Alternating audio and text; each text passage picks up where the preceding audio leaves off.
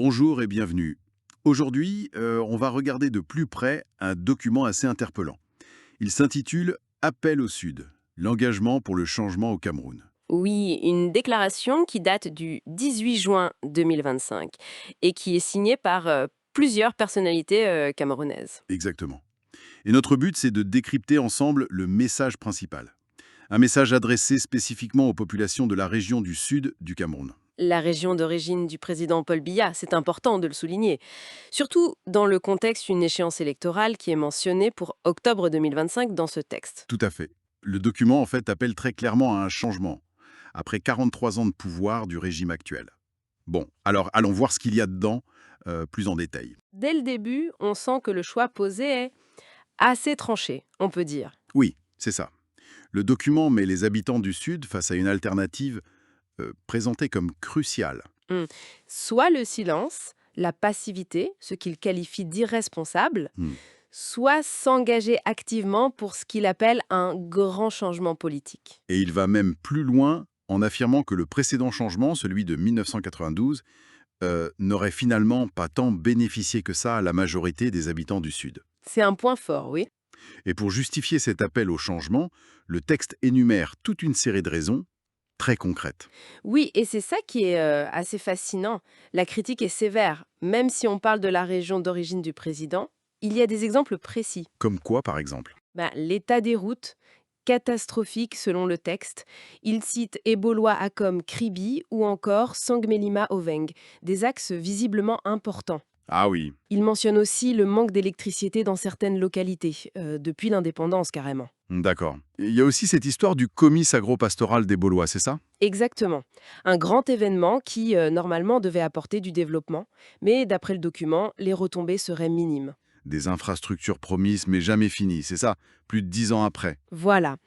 Et à côté de ça, il décrit un chômage des jeunes qui serait endémique, un désespoir assez généralisé.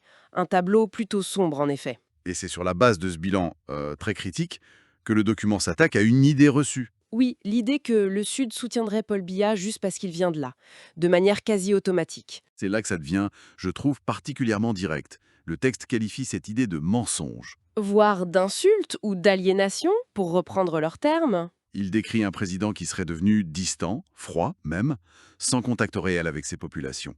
Il souligne l'absence de grands meetings là-bas depuis longtemps. En gros, l'argument c'est l'origine régionale ne suffit plus ou n'a peut-être jamais suffi à garantir un soutien aveugle. Et comment expliquer alors que cette perception d'un soutien massif perdure?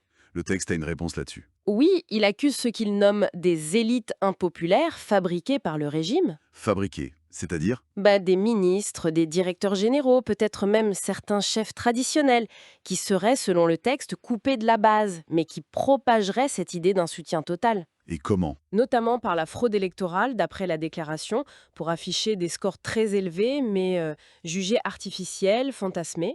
Le texte va encore plus loin, il me semble, sur le rôle de certaines élites locales. Tout à fait. Il parle de trafic d'influence, d'accaparement de terres contre des avantages. Ah oui, ce troc des temps contemporains, l'expression est assez marquante. Des terres échangées contre des petits postes dans l'administration ou les forces de l'ordre. C'est ça, ça dépend des rapports de pouvoir assez dégradants, on peut dire. Et pour appuyer l'idée que la dissidence existe bien dans le Sud, le texte rappelle le sort de certaines personnalités. Exactement. Des personnalités critiques, elles aussi originaires du Sud. Il cite des noms, Jean-Marc Ella, Marthe Kemeyon, épouse Moumi, Abel Eyunga, Charles-Sylvestre Atébey Yen, jusqu'à Gervais Mindozé, plus récemment. Voilà. L'argument sous-jacent, c'est si le soutien était si monolithique, pourquoi avoir besoin de réprimer ces voix dissidentes issues de la même région? Logique. Alors, au final, quel est l'appel concret? L'appel est très direct. Il faut s'engager, prendre son destin en main. Ça passe par quoi? S'inscrire sur les listes électorales, voter. Oui, refuser ce que le texte appelle l'humiliante éducation de la servitude, pour devenir des citoyens avec un C majuscule, libres. Et non plus des sujets, c'est le mot utilisé. C'est ça. Donc en résumé, on a vraiment un appel vibrant à une rupture politique. Et cet appel vient de l'intérieur même de la région perçue comme le fief du président sortant. L'engagement électoral est présenté presque comme un devoir, une question de dignité, hein. Absolument. Une responsabilité historique pour l'avenir, pas seulement de la région, mais du pays entier selon les signataires. Intéressant. Et pour finir, peut-être une petite réflexion. Au-delà de l'enjeu politique immédiat de 2025, ce texte soulève une question plus large, non? Ah oui, Laquelle? sur la complexité de l'identité politique d'une région. On voit souvent le Sud comme un bloc uni, mais ce document montre des tensions internes, des appels à la contestation très forts. C'est vrai.